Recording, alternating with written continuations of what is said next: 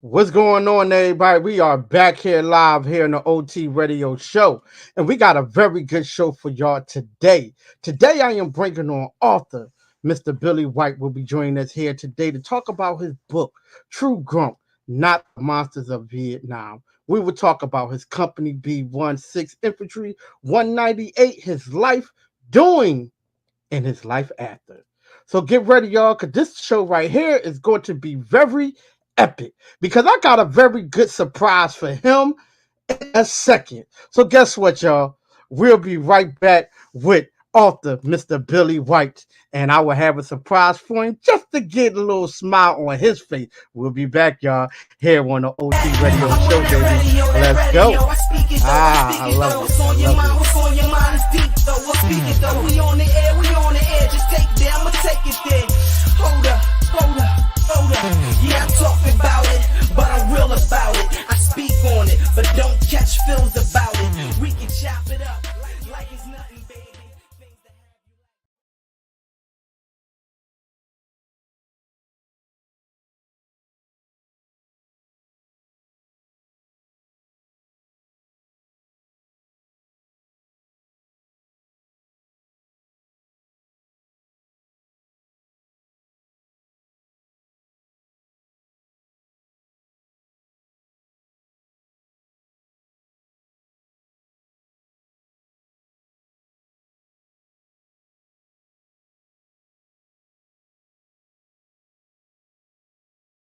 author Mr. Billy White here will be joining us in a split second. I think he's in right now. Our producer said he is in, ready to have conversations with your boy.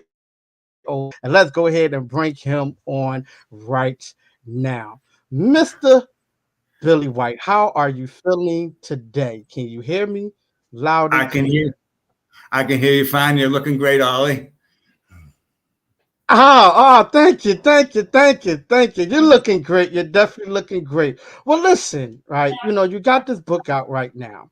Talk about true grunts, not the monsters of the Vietnam. Now, before we get into that one right there, I got a special surprise for you just to put a smile on your face real fast before we get to talk to you. Now, you have a person that was in your infantry named Big Al. Big Al. Tangier from Pennsylvania. When was the last time you seen Big Al? It was in Vietnam, probably outside My Lai, and that was Wow. Well, guess what? 1970. Wow. Well, guess what? Before we get into your book, right? I want to bring him on just for a split second for you can say how you doing to me and for I he can love it. see you too. So, Big Al, are you there right now? Big Al, I hope you are not driving. Father, I Oh, hope I'm you are going to not pull driving, over. Father. I'm going to pull over. Okay, please. uh, I'm good right now, son. Hold on. I'm going to pull over right now. Hold on. Give me a minute. Y'all. Ah, This right okay. here is Big Al. I just want to have him on for a split second for he can see his I, guy right here.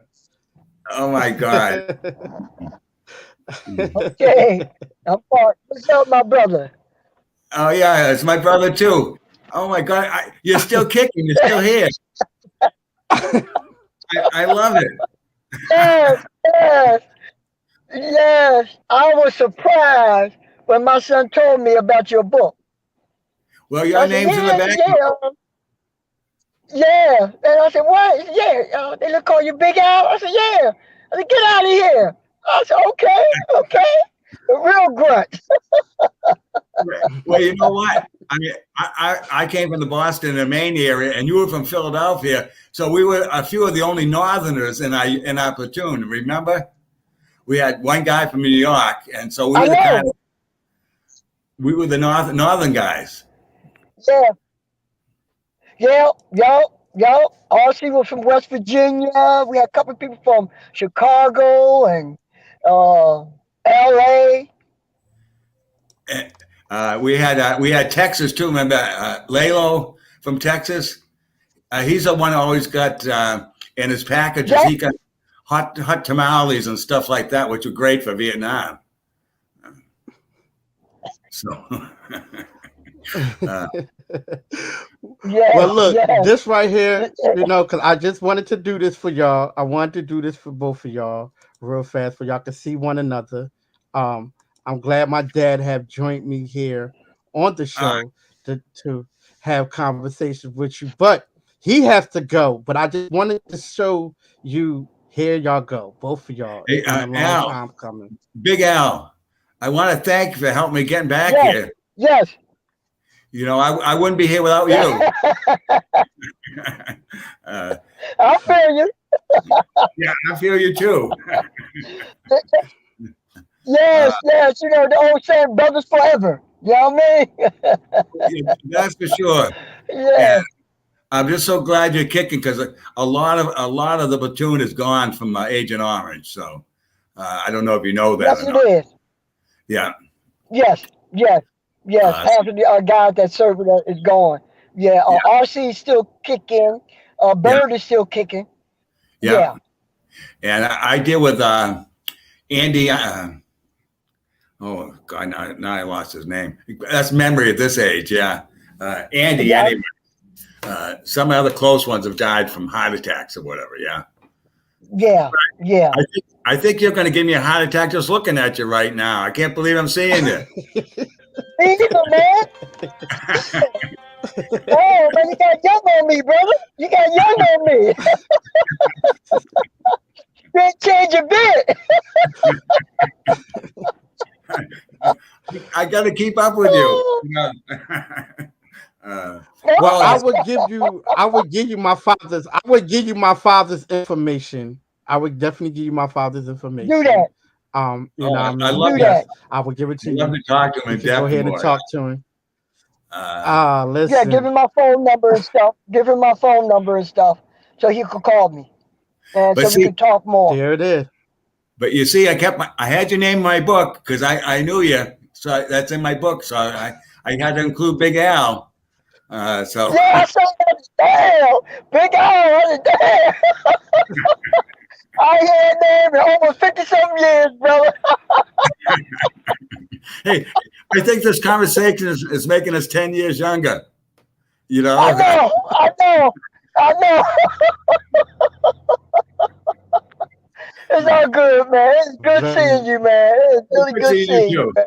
Hey, stay Yes. well. Stay well. Love you, Good. brother. I love you too, man. And be in touch with me, man.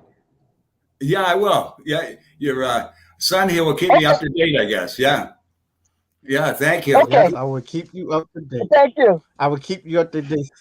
So now let's start talking about your book, Dad. You got to go because I got to do my interview. Talk about this Okay, because but thank you, sir, for bringing my and I got virtual brother on. hold on, See his beautiful face.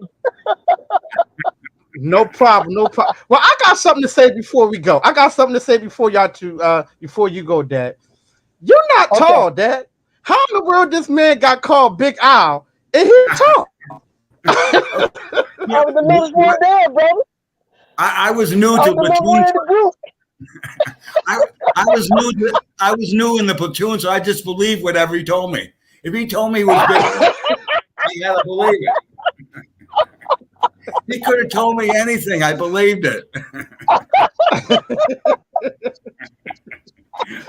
Well, listen, we wanted to get RC on. We wanted to get RC on, but my dad couldn't reach him. So, but we will. This was something special, not only for me, but it was something for my dad too. Because at the end of the day, we hear stories, right? Yeah. And sometimes we think some of the stories are not like kind of true until you start hearing it from other people. Like I never knew his name was Big Al.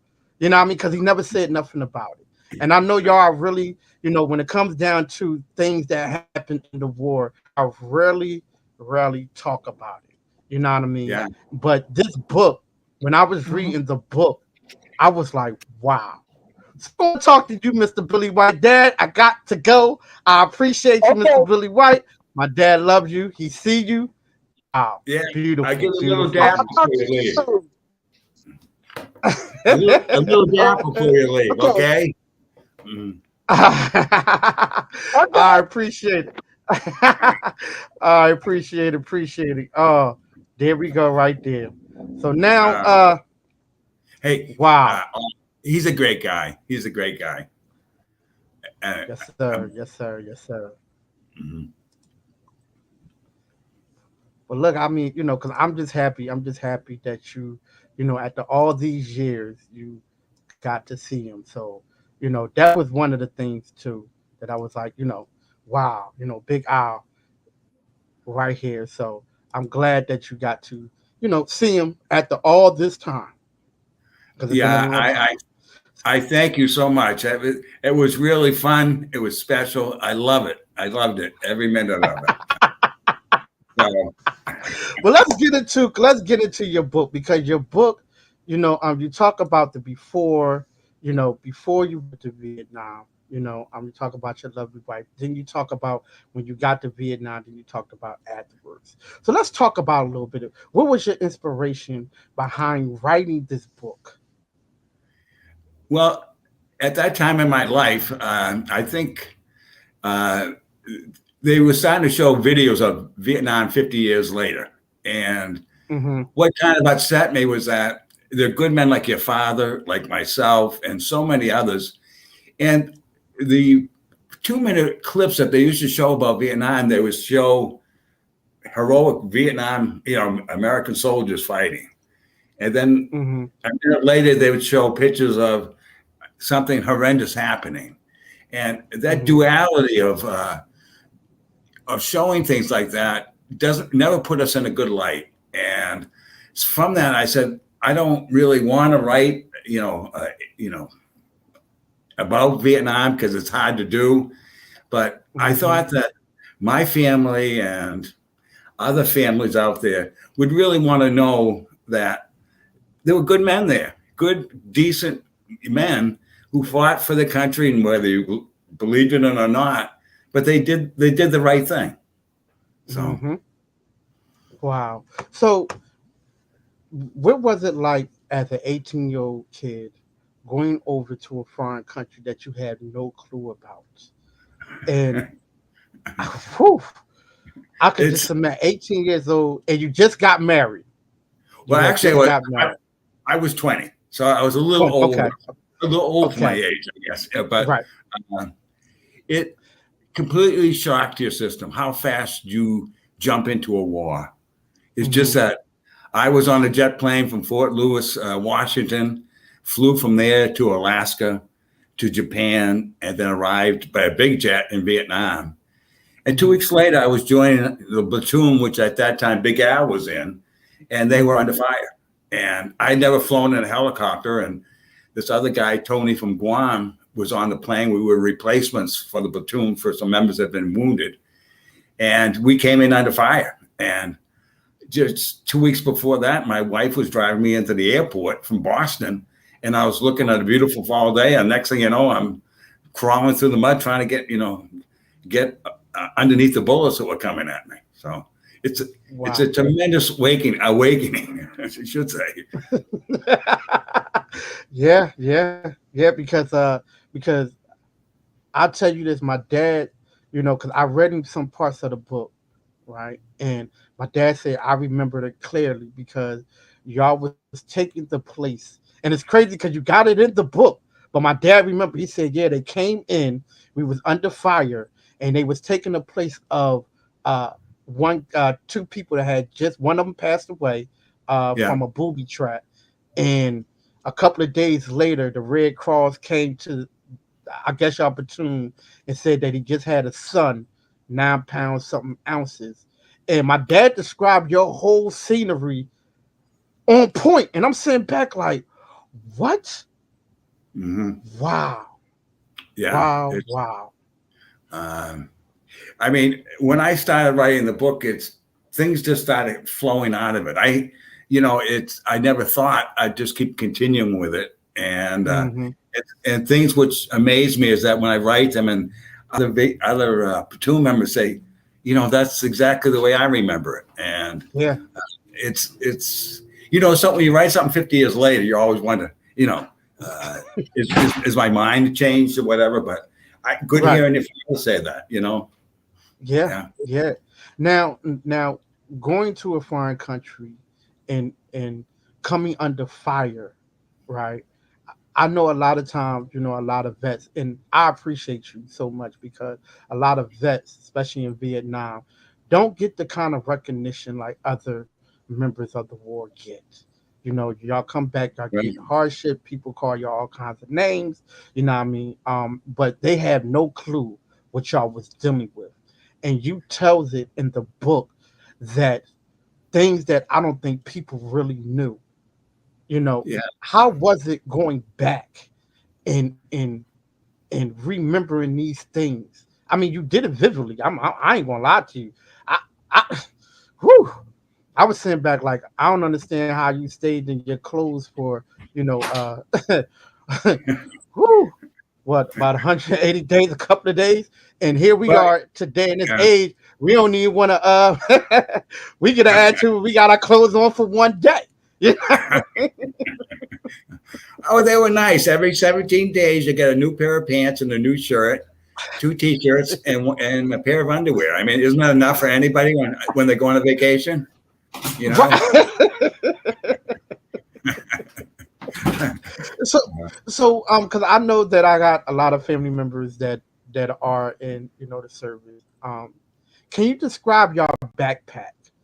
Because you describe it in the book, but I want people to really hear, why your backpack was 50, almost close to 50 pounds.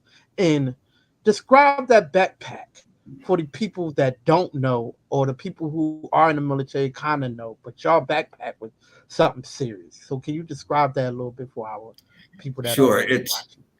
one of the first things you learn when you join the platoon as a new person from the world, from the States, is how to Mhm, pack your backpack. mhm. Because if you don't pack it right, you get rashes and all kinds of scratches and everything else from it. So in your backpack, you would get 3 days full of cans for your food supply. The cans would mostly be in the size like tuna cans or whatever, which could weigh 30 pounds. On that, then you would also carry 400 rounds of ammunition for your M16. You would also carry maybe 6 grenades. You would also carry two ammo pouches for the M60 machine gun. You would carry your uh, blanket or whatever you call it, a poncho to sleep on, a bag with your writing material in it, and a bar of soap. And you would also carry some uh, C4 plastic explosives. So you'd also Wow. carry explosive ammo. So we were really loaded down with ammo.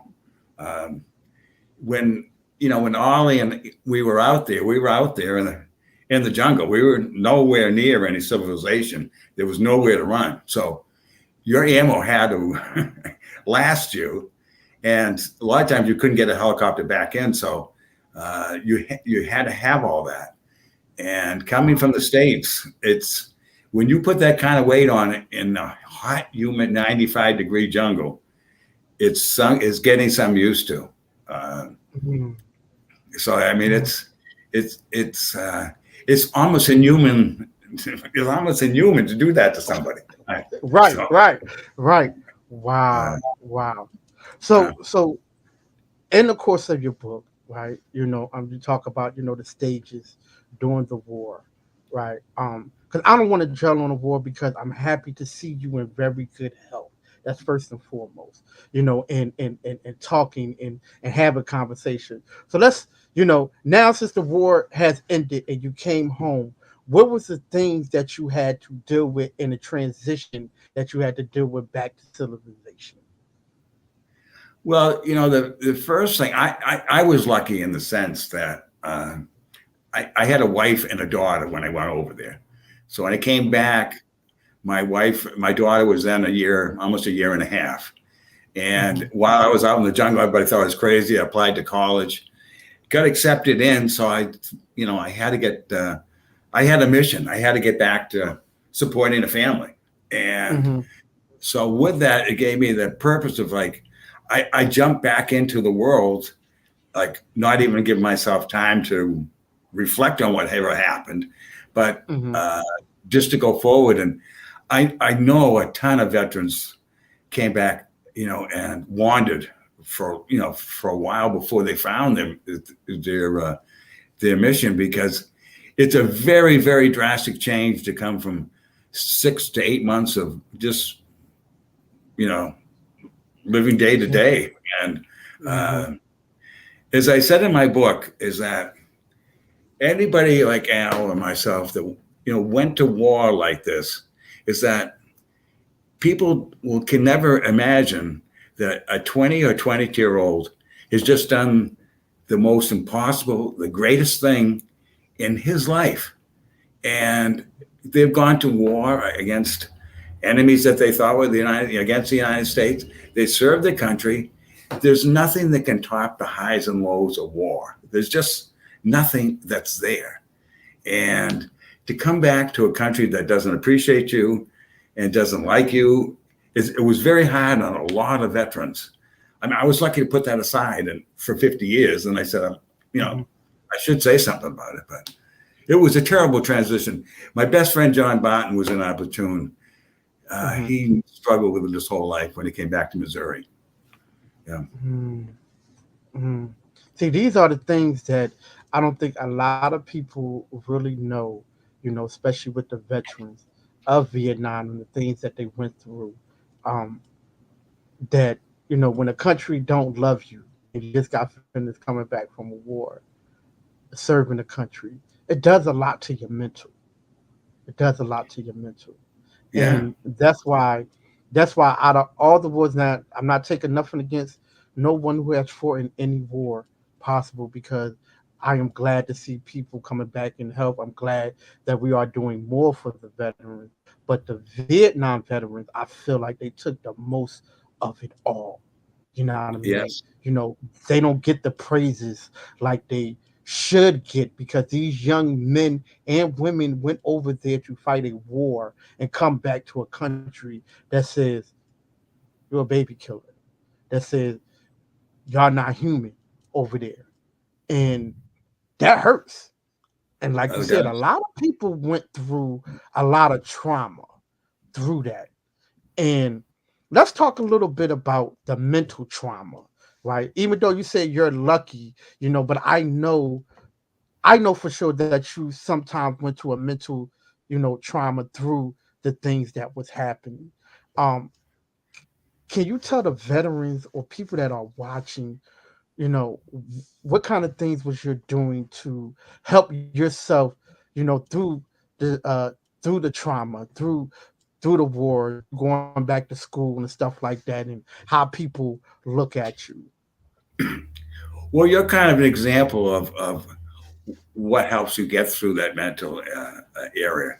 It's like having sons, children, things that say, I got to take care of this kid. I got to do this. I got to do that, and that is the most important thing, is that your legacy lives on. What they say about, war veterans is just that every day you get after war is a bonus day. You're living on bonus time, because somebody didn't get that bonus time.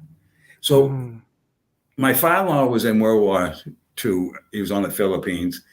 And I mean, he always, he went on shore on that, and he lived a full life. And I watched him, and he lived in his family, worked hard, and he got through that trauma. And it's just that you kind of live with that thought that I'm here, and so many are, and that's why it's great to see your father. I mean, it's just so many, didn't come back, or now we got Agent Orange. Yeah, let's talk about that a little bit, because I don't think a lot of people really know what was Agent Orange. Like, you hear about it, can you tell our people that are watching a little bit about what a lot of veterans from the Vietnam Wars are dealing with, especially with the Agent Orange?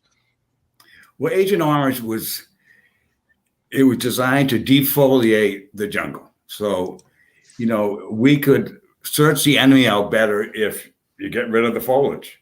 So there's it's open areas that you can patrol by helicopter or plane. And so many of us, they know exactly where they dumped the Agent Orange, and they can come back and give you an exact report wherever even Al or I was, and they have done that, and says you were exposed to Agent Orange. Agent Orange is like a pesticide, like DDT or something like that. But there's 26. I think there's 26 diseases now that are associated with Agent Orange. And what is shocking is that I had 2 heart attacks. John Barton died of a massive heart attack. Ken Armstrong died of a massive heart attack, and it's all from a coronary blockage. And there's 3 of us just in one little platoon, and these things are just there. I mean, and the other cancers could be from colon to chest cancer, whatever. There's just they've officially listed them, and you're always tested for them, and they show up. So it's something that catches up with you. That's all. I've been lucky. So Yeah. Cause my dad had a heart attack. So, my dad, he had one, got surgery and stuff like that. So, now we see how it affected y'all now, because I know for sure, a kid that is, have a father that been in Vietnam and seen the effects of, what Vietnam have done. Uh, it's crazy.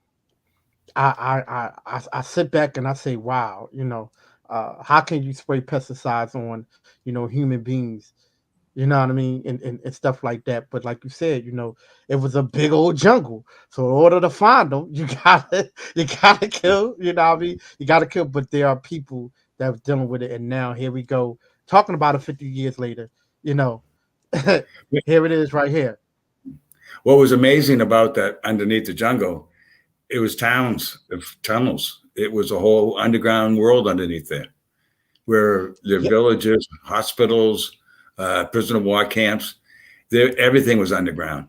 Uh, as I said in my book, is that we slept on the ground at night. I mean, you didn't know at night whether somebody's just going to crawl out of a hole next to you, Hmm. drag you into a tunnel, you'd never be seen again. I mean, that's how easy it would be. Uh, Now let's talk about that a little bit, because my dad always talk about it, and I seen a couple of his medals, and I seen a rat with a 45 and a flashlight. And I yeah, asked him, I said, "What is that?" He said, "I was a tunnel rat too." yeah. And you just mentioned they had like hospitals and stuff under the wow. Wow. I, Mm, yeah, my book, I say I found a prison of war camp. I also found 3 North Vietnamese in there, and I, I, I'm not sure what date of service that Al got in, uh, whether he's before me or it was my turn to do tunnels, but I did him for a while. I'm not sure. He did him before me, I guess. And yeah. one thing I would like to say is just that when we talk about a platoon, it's made up like of 28 guys. And you Hmm. think of like your class. It's my class of 28. It's my Right, platoon, right. and so, but in effect, all we were was replacements. We were, when I came in and Tony from Guam, we were replacements. And then 3 weeks Hmm. later, we lost a bunch more. So you would start off like, I started off with these 28 guys, and, after like 3 or 4 months, there's like 12 new faces. And, Wow. some of them went home, some of them got wounded, but not everybody got to stay together for 12 months. A lot of Mm. the guys I came in with to see had already been over there 5 months. So there was what would happen is just that if you keep getting new faces, you start remembering faces. That's Hmm. what's hard. And I think Al was one of the first ones I saw, but there were so many replacements. What did he do to me? Look, I, Wait a minute. I gave you a face. Did he ever torture me? Huh? I don't know if he did that. I would ask. I would ask. I would ask. I definitely would ask, because because I love to see, and I'm gonna be honest with you, I love to see veterans smile. I love to Yeah, see veterans laugh. You know what I mean? Because when y'all get to see some of your old platoon members, after 50 years, and y'all don't know if they're here or not, and you get that chance, that's a chance that you know what I mean? Like, that's a one in a lifetime chance sometimes. Oh, And yes, it is. when I told my dad, and I'm gonna be honest with you, when I told my dad, my father was like, Billy, he, yeah, I remember these two. And he started going back looking through pictures. That's Yeah. how you know.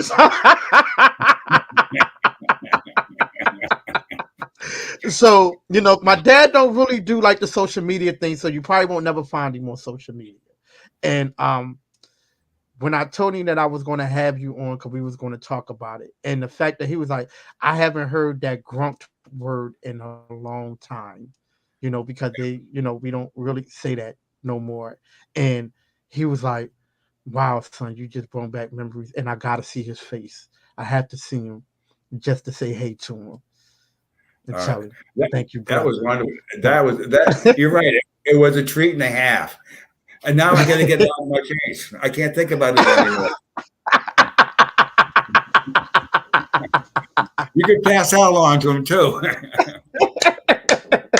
definitely. So how is it now, Mr. Billy? And let's talk. Cause you have grandkids, you have kids. How is it now sitting back and your kids saying, "Wow, grandpop, granddad, father, husband, you wrote this book, and now your book is on Amazon. Now you're getting interviews. How do it feel of you just telling your story before and after, you know, everything?" Because a lot of people just think, like, for me, this is not just about Vietnam. This is about a whole journal of your life story, Yes. and Yeah. how you told me that you was watching King Kong, right? Yeah. In the book you said you was watching King Kong, and I okay, okay. Uh, uh, no, but you have things that trigger things like in that movie, they're flying guys from Vietnam over to fight King Kong in Right. helicopters that we were in. And I hear the music and Mhm. I go, oh my God, it's Creedence Clearwater and I'm back, so it just, there's things like that. It's funny triggers that get into your head or whatever. So um, Wow. as I said in my book, I'm raising my grandson Jacob, who's 14 now. Great basketball Mhm. player. God, I love him. And so he's going to be a freshman. So he's keeping me busy. And I still got the Mhm. wife, all the other grandkids, but I'm still taking care of kids. So I love it. Well, look, you look good. You look good. You sound good. Yeah. You in good spirits. You laughing. You smiling, and that's what it's all about. Like you said, every day counts. Yes, Right. it's a So bonus. Yes, it is. Yeah. yes. Yep. And, So, Mr. Billy, I definitely appreciate you so much for joining me here on the show to talk about your book, to talk about your life, the True Grunt, not the monster of Vietnam. And it was definitely an honor and it was a pleasure to have this you conversation with you. you kind of got me because you wouldn't tell me anything while you were bringing me on the show. And I started thinking, I said, that dog is up to something. I said, I don't know what he's up to. So, I didn't know what you're Well, going to do listen, to me on this thing. I didn't want to tell listen. friends and family about this. Well, look, I actually was going to try to bring on some of the platoon people that are still living, for y'all can at least see each other and get a good laugh in. You know what Yes, I mean? that's what. Because a lot of members of the war, a lot of Vietnam veterans, they don't get to see their platoon people that they was in there. They're brothers. They call, and all y'all are brothers, so they call y'all the brothers. And they haven't seen people in 50 years. Maybe some of them still keep in contact. I know my dad still talk to RC. Him and RC talks a lot. And just to see a smile, just to see a hug, just to say, "Hey, look at my brother," is the best thing in the world for me. So, yes, this was a surprise for you, you know what I mean? But at the same time, it was very interesting for me because I got to hear, and got to read your book, that stories that wasn't told to me, that my dad kept a little quiet to himself. You know what I mean? And when I Yeah. started, like I said, when I started reading the book to him a little bit over the phone, things start to come out. And he was like, I haven't talked about this in 40, 50 years. And I feel good. And I was I like, get well, that's Mr. Billy right there for you. So I would give you my dad's telephone number. I'll definitely give you his telephone number because he's still up and running. You know, he'll give you the scoop on all the kids and all the grandkids and stuff like that. And Oh, great. yeah, Yeah. listen, I Hey, appreciate you and give your kids because when my dad said y'all are brothers, you are family. So you give my brothers and my cousins and everybody else, you give them hugs and everything too. So yeah. you're my uncle. You're my uncle. You know what I mean? Because that's why I call RC Uncle RC. You feel what I'm saying? Because my dad said y'all was the brothers. Y'all had, and y'all all stuck together, and No, because y'all was there. we need each other to have you Each other. guys have your family members, Yep. and I look at you Yep. as family too. Yeah, and that's. Hey, you're doing a great job there. You're a wonderful son. Just despite what all Yeah. these, the Big Al says, So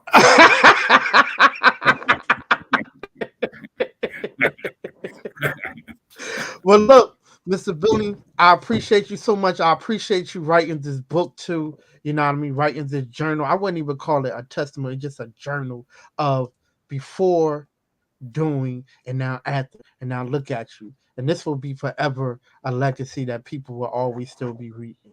So I definitely appreciate you so much. And hey, tell a family, give them love, and we all will be keeping in touch. Like we keep in touch with RC and his kids, we all will be keeping in touch because at the end of the day, y'all was all brothers, and I thank you because I love it, without Ollie. you, Thank you, listen, thank you, without Ollie. you, I won't be seeing my father, and you won't be seeing me. You understand what I'm saying? So thank you. Yeah. Like I tell Some Uncle days, RC, thank you. so some days you might not want to thank me with the way he acts, right? Yeah, yeah, yeah. So hey, we appreciate y'all. We definitely appreciate y'all because we are here and we are y'all legacies. So we definitely appreciate y'all so much. You know what I Thank you, mean? thank So you. Mhm. yeah, yeah. So tell your family to watch the replay. The replay is on Facebook Live. It will stay on there. We're not taking it off. Tell them to watch the replay. They love it. They could just go to the page. But everybody, y'all make sure y'all go out and buy this book right here. You know what I mean? The True Grunt, not the Monster of Vietnam. Y'all will see and listen to Mr. Billy White. And the book is good. The book is good, y'all. It's very, very good. And I'm telling you, it's for me, it was a book of love. It was a book of frustration. It was a book of um you know a lot of difficult experience, but at the end of the day it was a book of love. You know what I mean? Because now look at him. Y'all see him. You know what I Yep. mean? And so he here smiling and laughing. Y'all see him in a good mind. So appreciate you, Mr. Billy. I definitely appreciate you, Uncle Billy. I call you Uncle Billy now because now I got you. Now I see you. So give your Okay. family the love. I would definitely send you my dad information. Like you said, make sure I seen the information. I gotta make sure I do it because he will jump on me. So I'm Yeah. 47 years old and I don't like getting jumped on by by my dad.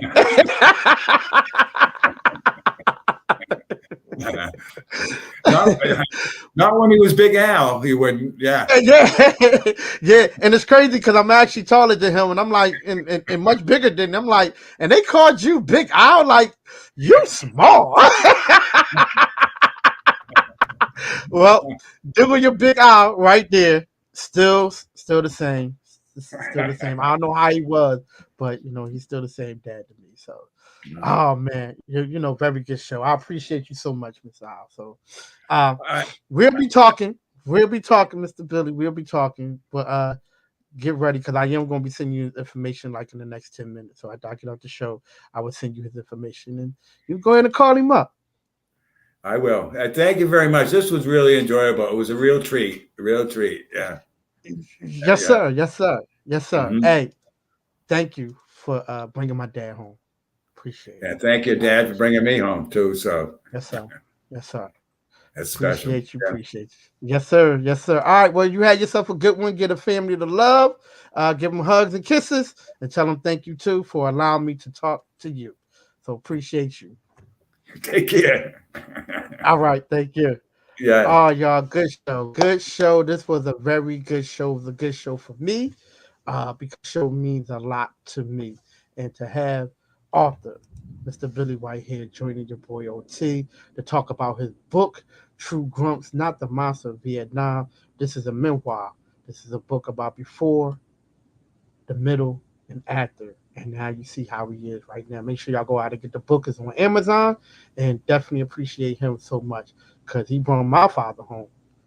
You know what I mean? So y'all won't be talking to OT or whether for the brothers in that platoon. All right.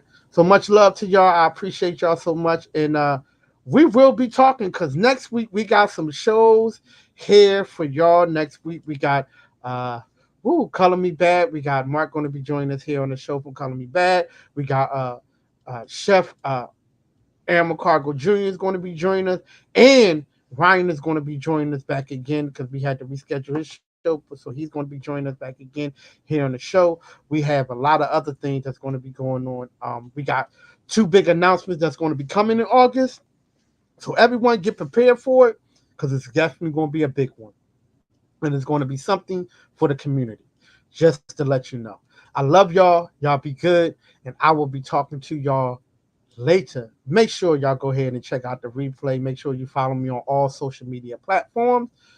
Ha. Thank you for watching. And like I always say, if someone asks you how you doing, you tell them I'm doing better than yesterday. All right. Love y'all. Be good. Thank you for watching. And I will see y'all next week, same time, same place, here on the OT Radio Show. Peace, y'all.